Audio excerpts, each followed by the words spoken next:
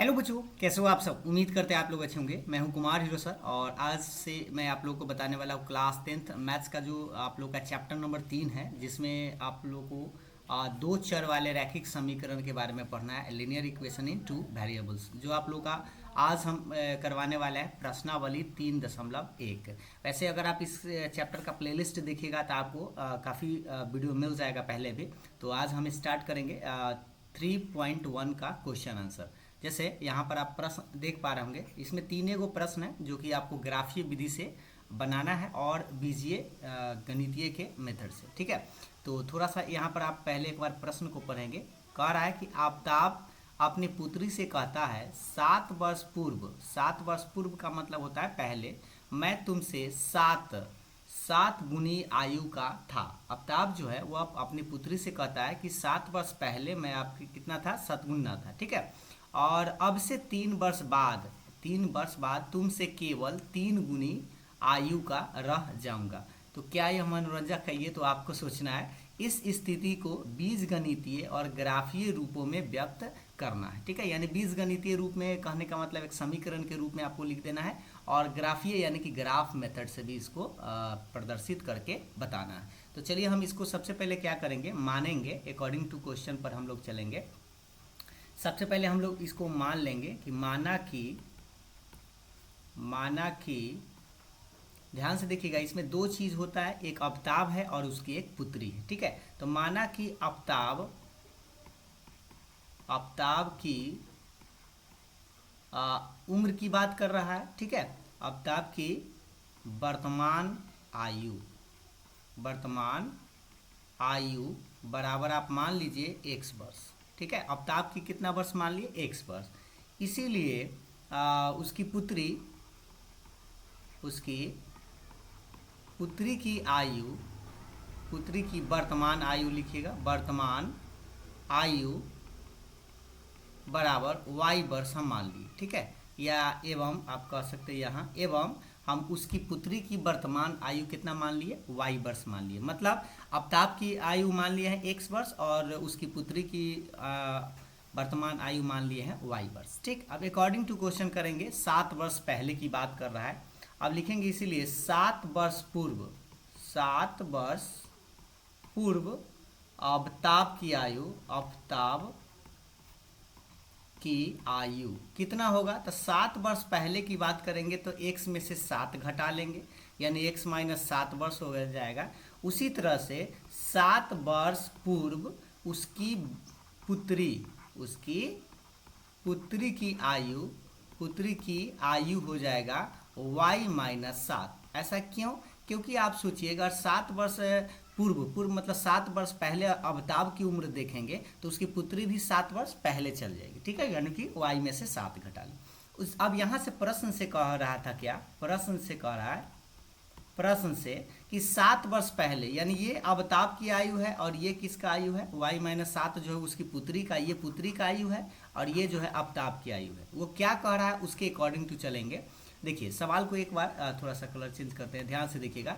यहाँ से पढ़िएगा, 7 वर्ष पूर्व मैं तुमसे 7 गुनी आयु का था। 7 वर्ष पहले, तो 7 वर्ष पहले आपको ये दोनों चीज दिखाई दे रहा है। कौन कह रहा है, अमिताभ कह रहा है। तो अमिताभ तो निश्चित रूप से उसका पिता है, तो ज्यादा ही उम्र होगा। इसीलिए आप क्या करिएगा, इस पुत्री में आपको कैसे गुना करना है, 7 से। इसलिए क्योंकि 7 गुनी के कह रहा है, तो अगर 7 से गुना कर दीजिएगा पुत्री में तो अब दोनों का उम्र बराबर हो जाएगा, समीकरण अकॉर्डिंग। ठीक है, अब इसको आपको सोल्व करना है समीकरण के नियम से, और समीकरण के नियम से सोल्व करेंगे तो देखिए, इसको 7 से इसमें गुना करेंगे तो ये 7y हो जाएगा, और माइनस 7 में इससे गुना करेंगे तो 7 सत्ते 49 हो जाएगा। ठीक है, अब उसके बाद आप इस सबको लेफ्ट साइड लाने का प्रयास करिएगा। लेफ्ट साइड लाइएगा तो आपको मिलेगा x, ये प्लस 7y इधर आके माइनस 7y, बराबर के बाद ही सबको रखिएगा, माइनस 49 तो है ही, ये माइनस 7 इधर आएगा तो प्लस 7 हो जाएगा। ठीक है, अब इससे आपका समीकरण बनेगा x माइनस 7y बराबर 49 में से 7 या 7 में से 49 घटा लेंगे तो माइनस में ही रहेगा, आपका कितना बचेगा, 42। ये आपका समीकरण मान लेते हैं एक आदमी। ठीक है, अब -42 को चाहे तो लेफ्ट साइड भी ला सकते हैं, तो ये समीकरण 1 आपका यहाँ पे बन चुका है।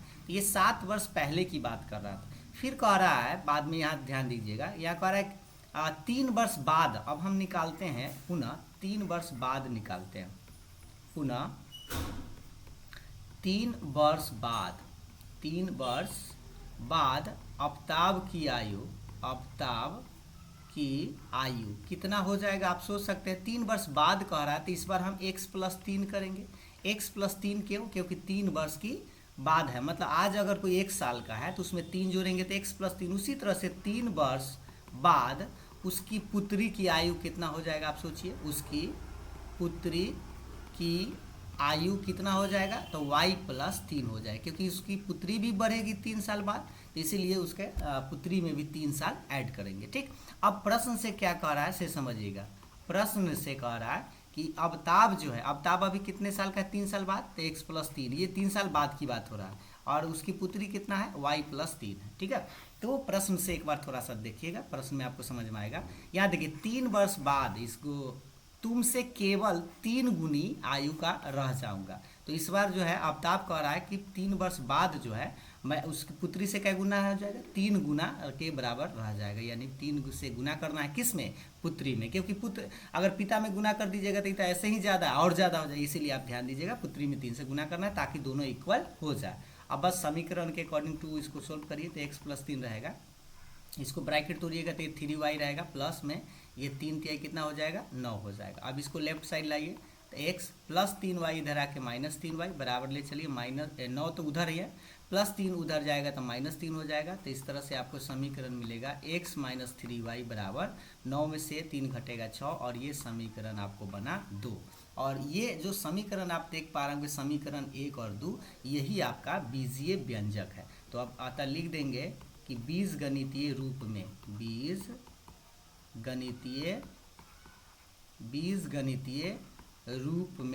बीजगणितीय रूप में अगर आपसे पूछा है तो बस ये दोनों समीकरण को आप लिख देना है। दोनों समीकरण आप देख सकते हैं, x - 7y बराबर है -42, ये समीकरण 1 था, और दूसरा जो अभी आपको आया है x - 3y बराबर के बाद 6, इस समीकरण 2 था। और आप देखेंगे तो आपका आंसर बस इतना ही के रूप में छोड़ दिया गया होगा। अब इसको आप सोल्व कर सकते हैं, सोल्व करके x और y का मान निकाल सकते हैं। फिलहाल यहाँ पर निकालना नहीं है, वैसे आप निकाल ज़रूर लीजिएगा एक बार। अब इसमें और एक प्रश्न पूछ रहा था इसी में कि ग्राफीय विधि से इसको बनाना। ठीक है, अब देखिए क्या कह रहा है, ग्राफीय रूपों में व्यक्त करना है, तो थोड़ा सा इसको बनाना पड़ेगा। अब यहाँ से आपको ग्राफ के मदद से बनाना होगा। तो देखिए ये ग्राफ पेपर है, अब इस ग्राफ पेपर पर भी हम बनाएंगे। ये थोड़ा सा हमें और छोटा करना था, लेकिन चलिए आप समझ लीजिएगा। अब इसको थोड़ा सा ग्राफीय विधि से हम बनाते हैं। ठीक है, ग्राफीय विधि या ग्राफीय निरूपण आप कह सकते हैं। तो सबसे पहले हमारे पास जो समीकरण था, समीकरण क्या था? x - 7y बराबर -42, इस समीकरण आपका 1 था, और एक और लाए थे x - 3y बराबर के बाद कितना था? 6 था, जो समीकरण आपके पास 2 था। ठीक है, अब इसको हम लोग क्या करेंगे? ग्राफ के मदद से इसको सोल्व करने का प्रयास करेंगे। तो ग्राफ के मदद से हम लोग कैसे सोल्व करते हैं, चलिए अब हम आपको बताते हैं। तो सबसे पहले आप क्या करिएगा, ये जो आपको दिख रहा है इसमें आप समीकरण 1 से चलिएगा, समीकरण 1 से। ठीक है, समीकरण 1 आप देखेंगे तो x - 7y बराबर के बाद कितना है? -42 है। अब आपको ये एक रूप बताते हैं, उससे आप बड़ी आसानी से समझ पाएंगे। x/a + y/b बराबर 1, ऐसे करके आप ग्राफ आप लोगों को खींचना है कि x/a + y/b बराबर के बाद आपको 1 लाना है। ठीक है, इस फॉर्म पर अगर आ जाए तो एक बिंदु आपको मिल जाता है a, 0, और दूसरा बिंदु मिल जाता है 0, b। ये x एक्सिस पर होता है, ये किस पर होता है? ये x अक्ष पर होता है, और ये जो बिंदु होता है वह y अक्ष पर होता है। यानी कि आपको अपना मन से x और y का मान रखने की जरूरत भी न पड़ेगा, आप चाहे तो रख के भी कैलकुलेट कर सकते हैं। तो इसको हम क्या करेंगे? इस रूप में लाने का प्रयास करते हैं, ये वाला रूप में। थोड़ा सा कलर चेंज करते हैं। तो बराबर के बाद -42 से तो हम क्या करते हैं? -42 से भाग ही दे देते हैं, तो ये -7y बटा -42, और बराबर के बाद -42 से भाग देंगे तो यह इधर 1 आ जाएगा। अब इसको आप काटिए तो ये तो कटेगा नहीं, तो -42 ही रहेगा। तो इस तरह से इसको हटाते हैं, पहले 1 सेकेंड। अब देखिए ये रहेगा x बटा -42, और ये माइनस माइनस प्लस हो जाएगा, ये तो कट जाएगा, 7 छक 42, यानी कि y बटे आपके पास 6 बचेगा, बराबर के बाद 1 रहेगा। तो इससे आपको 2 पॉइंट नज़र आ रहा होगा। एक पॉइंट आएगा -42,0, और एक मिलेगा 0,6। ठीक है। अब इसको थोड़ा सा ग्राफ पेपर पर खींचना होगा। सेम उसी तरह से समीकरण दूसरा देखिएगा, समीकरण दो से, अब समीकरण दो को भी उसी तरह से लाइएगा। x माइनस 3y बराबर 6 है, ये समीकरण आपके पास कितना था, 2 था। अब इसको भी उसी फॉर्म में लाएंगे तो इस बार 6 से भाग देंगे, क्योंकि बराबर के बाद 1 लाना है, तो 6 से भाग देते इधर 1 हो गया। अब ये तो कट जाएगा, ये कटेगा, 3 दूनी 6 कटेगा, लेकिन वो नहीं कटेगा, y/2 बराबर 1। इस बार माइनस में है तो आपके पास देखिए x प्लस में इसलिए 6,0, y माइनस में है तो इसलिए 0, माइनस में आपको क्या लिखना है, 2 लिखना है। तो ये 2 पॉइंट आपको नज़र आ गया होगा। ये दोनों पॉइंट को हम ग्राफ पेपर पर प्लॉट करेंगे, -42,0। अब ये थोड़ा सा हम ग्राफ पेपर ऐसे ही बना के आपको इसमें बताते हैं, ठीक है। सपोज कीजिए ये आपका x एक्सिस है, ताकि आप बेहतर समझ पाए। ये आपका x एक्सिस है, ये y एक्सिस है, ये x एक्सिस है, ठीक है। हम लिख देते हैं, थोड़ा सा कलर चेंज करते हैं। ये आपका x एक्सिस है, x अक्ष जिसको बोलते हैं। इधर आते हैं तो x डैश होता है, ऊपर में आता है y और नीचे में आता है y डैश, और बीच में होता है क्या, मूल बिंदु, जहां दोनों एक दूसरे को कट करता है, ठीक है। अब यहाँ पे -42,0 कहाँ मिलेगा, आप सोच सकते हैं कि माइनस में लाना होगा, इधर आपका x एक्सिस माइनस में आएगा, तो थोड़ा सा इसको और बढ़ाना पड़ेगा। देखिएगा, इसको हटा देते हैं, क्योंकि माइनस में आ रहा है, इसीलिए हम क्या करते हैं, इसको यहाँ से प्लॉट करते हैं, ठीक है। ये आपका मान लीजिए ये y एक्सिस है, ये y डैश है। अब -42 करने का मतलब लेफ्ट साइड जाएगा, तो सपोज कीजिए यहाँ पे आपका -42 मिल रहा है, -42,0 आपका मिल रहा है, ठीक है। उसके बाद 0,6, तो y एक्सिस पर 0,6, तो कुछ यहाँ पे आप सपोज कीजिए कि आपका 0,6 मिलेगा, तो इसको आप मिलाएंगे कुछ इस तरह से आपको लाइन खींचना है, ठीक है। और इस लाइन का इक्वेशन आप लिख दीजिएगा, x माइनस 7y बराबर -42, ठीक है। ये समीकरण हो गया। अब उसके बाद एक और लाइन जो यहाँ जो आपको 2 पॉइंट दिख रहा है, 6,0, तो 6,0 आपका कुछ इस तरह से यहाँ पे आएगा, 6,0, ठीक है। और एक 0,-2, तो 0,-2 तो आपके पास y एक्सिस पर माइनस में है, तो ये आपका मिल जाएगा 0,-2। अब इसको थोड़ा सा आप ऐसे खींचिएगा कुछ इस तरह से, तो ये कहीं ना कहीं जाके, ये अब मान लीजिए हम ऐसे खींच रहे हैं, ऐसे जाएगा ये, इसको भी अगर हम बढ़ाते रहें, ये कहीं ना कहीं जाके एक बार ये कटेगा ज़रूर ऐसे, ठीक है। ये थोड़ा सा ऐसे जाते जाते कहीं ना कहीं ये कट जाएगा। तो ये था आपका ग्राफीय निरूपण। ये थोड़ा सा हम आपको ग्राफ पेपर पर अगर आप बनाएंगे तो बेहतर आपको हो जाएगा। यहाँ पे ये बड़ा ग्राफ हो गया, इसीलिए इसको हम यहाँ पे छोड़ देते हैं, आप इस तरह से ग्राफ खींचेंगे, ठीक है। वैसे हम आपको इसका ग्राफ भी बनाकर बता चुके हैं, आप प्लेलिस्ट में देख सकते हैं कि कैसे ग्राफ खींचा जाता है। तो ये था आपका आंसर। जो दूसरा पहले प्रश्न का 2 पार्ट है, एक बार देख लीजिए। एक कह रहा था बीजगणितीय रूप में लाना है और एक ग्राफीय रूप में आपको लाना है, ठीक है। तो ये पहला प्रश्न था। अब हम लोग बढ़ते हैं दूसरे नंबर प्रश्न पे। ये है आप लोग का दूसरा नंबर प्रश्न, देखिएगा। कह रहा है कि क्रिकेट टीम के एक कोच ने 3900 रुपया में 3 बल्ले 6 गेंद खरीदी है। मतलब कि 3900 रुपया में 3 गो बल्ला खरीदा है और 6 गो गेंद खरीदा है, तो उसको 3900 रुपया लगा है। फिर कह रहा है कि बाद में उसने एक और बल्ला तथा उसी प्रकार की 3 गेंदे 300 रुपया में खरीदा है, ठीक है। कितना बल्ला, एक और बल्ला तथा उसी प्रकार की 3 गेंदे 1300 रुपया में खरीदा है। इस स्थिति को बीजगणितीय तथा ज्यामितीय रूप में व्यक्त करना है। वही आपको फिर सेम तरीका से 2 समीकरण बना देना है और उसको ग्राफ के मेथड से सोल्व करके बताना है। देखिए, तो ये दूसरा नंबर प्रश्न आप एक बार पढ़िए। क्रिकेट, ये तो आप समझ गए कि 3 बल्ला खरीदा है और 6 गो गेंद खरीदा है, तो 3900 रुपया, और एक बल्ला और उसी प्रकार के 3 गेंद खरीदा है तो 1300 रुपया। तो सबसे पहले हम मान लेते हैं, माना कि एक बल्ले का कीमत, एक बल्ले का मूल्य, कीमत या मूल्य जिसको बोलते हैं, मूल्य जो है मान लेते हैं 100 रुपया है। कितना है, 100 रुपया। एवं एक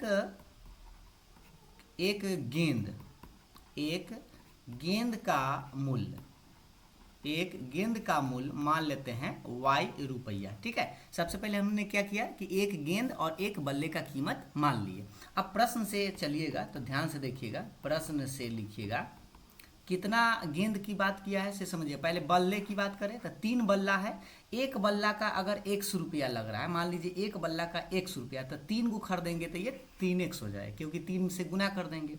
और उसी तरह से एक गेंद का कीमत y रुपया और 6 को खरीदा है, तो हम क्या करेंगे 6y रुपया। तो यानी ये 3x रुपया जो है वो बल्ले का हो गया और 6y जो रुपया जो है वह गेंद का हो गया, ठीक। और दोनों को जोड़ के हमें कितना पैसा देना पड़ रहा है 3900 रुपया, और ये समीकरण आपको एक बन के मिल जाएगा, ठीक है। सेम उसी तरह से एवं फिर कह रहा है, या फिर से आप देखिएगा फिर क्या कर रहा है, बाद में उसने एक और बल्ला तथा उसी प्रकार के 3 गेंद थे। एक बल्ला मतलब एक गो बल्ला खरीदा प्लस इस पर कितना 3 गो गेंद खरीदा है, तो 3y और बराबर के बाद आप कितना लिखेंगे 1300 रुपया, और ये समीकरण आपको 2 मिलेगा। और इसको जो है आपको क्या करना है सोल्व करना है, और बड़ी आसानी से आप इसको सोल्व कर सकते हैं। लेकिन यहाँ पर याद रखिए ग्राफीय मेथड से सोल्व करना है। ये जो आंसर है ये बीजगणितीय रूप में है, बीजगणितीय रूप में है, बीजगणितीय रूप में है। ये जो आपको दिखाई दे रहा है समीकरण ये बीजगणितीय रूप में, और इसी को आपको ग्राफ मेथड से बनाना है। तो ग्राफ मेथड से भी आप इसको चाहे तो बना सकते हैं, लेकिन यहाँ पर आप हम छोड़ देते हैं ग्राफ मेथड, क्योंकि ग्राफ मेथड में आपको अलग से वीडियो मिल जाएगा, वहाँ पे आप इस को देख सकते हैं कि ग्राफ कैसे खींचा जाता है, ठीक है। और नहीं तो सेम तरीका जो अभी हम आपको बताए थे उस तरह से आप खींच सकते हैं, ठीक है। अब उसके बाद अब हम आते हैं तीसरा नंबर प्रश्न की तरफ। ये आपका ग्राफ पेपर पर है। देखिए तीसरा नंबर प्रश्न आप लोग के सामने में ये है, सेम उसी तरह से है कि 2 kg दिखेगा, इस बार कह रहा है 2 kg सेब और 1 kg अंगूर का मूल्य किसी दिन 160 रुपया था, ठीक है। 2 kg सेब जो है और 1 किलो अंगूर का अगर हम कीमत निकालें तो टोटल कितना रुपया था 160 रुपया। फिर कह रहा है 1 महीने बाद 4 kg सेब, इस बार 4 kg सेब लिया और 2 kg अंगूर का मूल्य जो है 300 रुपया हो जाता है। तो इस स्थिति को बीजगणितीय तथा ज्यामितीय रूपों में व्यक्त करना है। तो सबसे पहले हम उसी तरह से मान लेंगे जैसे मानते हैं, माना कि 1 kg सेब, 1 kg सेब का कीमत या मूल्य मान लेते हैं 100 रुपया। 1 किलो का दाम कितना है 100 रुपया। एवं उसी तरह से 1 kg क्या है अंगूर, 1 kg अंगूर का मूल्य मान लेते हैं y रुपया है, ठीक है। सेब का कीमत 100 रुपया माने हैं और अंगूर का कीमत y रुपया माने। अब प्रश्न से देखिएगा, प्रश्न से क्या करना है 2 kg सेब खरीदा है तो 2x लिखेंगे, ठीक है। और 1 kg अंगूर खरीदा है तो अंगूर का हम y माने थे तो इसलिए 1y, चाहे सीधा सीधा आप y कह सकते हैं या आप 1y लिख सकते हैं थोड़ा देर के लिए, लेकिन सीधा y लिखे। बराबर के बाद कितना लिखेगा 160, और ये समीकरण आपको 1 बनेगा। फिर उसी तरह से फिर आपसे क्या कह रहा था, फिर प्रश्न से या फिर लिख सकते हैं 4 किलो सेब, यानी इस बार 4 किलो सेब लिया है तो 4x हो जाएगा, प्लस और कितना लिया है अंगूर तो 2 किलो अंगूर लिया है तो 2 किलो अंगूर मतलब 2y, और टोटल पैसा कितना दिया है 300 रुपया, और ये समीकरण आपको 2 बनेगा। और ये जो आंसर दिख रहा है ये है बीजगणितीय रूप में, बीजगणितीय रूप में है, ठीक है। ये जो आपको दिख रहा है समीकरण ये बीजगणितीय रूप में है। अब इसको थोड़ा सा ग्राफ पर भी आपको बनाना है, और ग्राफीय मेथड्स हम लोग इसको सोल्व करेंगे। तो देखिए सबसे पहले हम आपको बता दें ग्राफ पर सोल्व करना आसान है, लेकिन इसमें थोड़ा सा आपको एक कॉपी पर ही हम आपको एकदम कॉपी पेन पर वाला वीडियो बना देंगे, जिससे कि आप बेहतर समझ पाएंगे कि ग्राफ कैसे खींचा जाता है। नहीं तो ऐसे आप अगर प्लेलिस्ट में देखेंगे तो आपको इसका वीडियो मिल जाएगा। तो फिलहाल ये था आप लोगों का बीजगणितीय रूप में, इसका ग्राफीय खुद से आप खींचिएगा, नहीं खींच पाएंगे तो आप कमेंट करिएगा, हम आपको फिर से कॉपी पर वाला वीडियो में आपको प्रोवाइड करवा देंगे, ठीक है। तो ये था आप लोग का 3.1 का एक्सरसाइज, जो कि आप 3 गो प्रश्न था, बस आप देख सकते हैं यहाँ पे आपका 3.1 में 3 गो प्रश्न था और तीनों प्रश्न का आंसर हमने आपको दे दिया। अगले वाले वीडियो में हम आपको 3.2 के बारे में बताएंगे। वीडियो पसंद आया तो लाइक शेयर जरूर करिएगा, कमेंट करके आप अपना राय विचार दे सकते हैं। Thank you.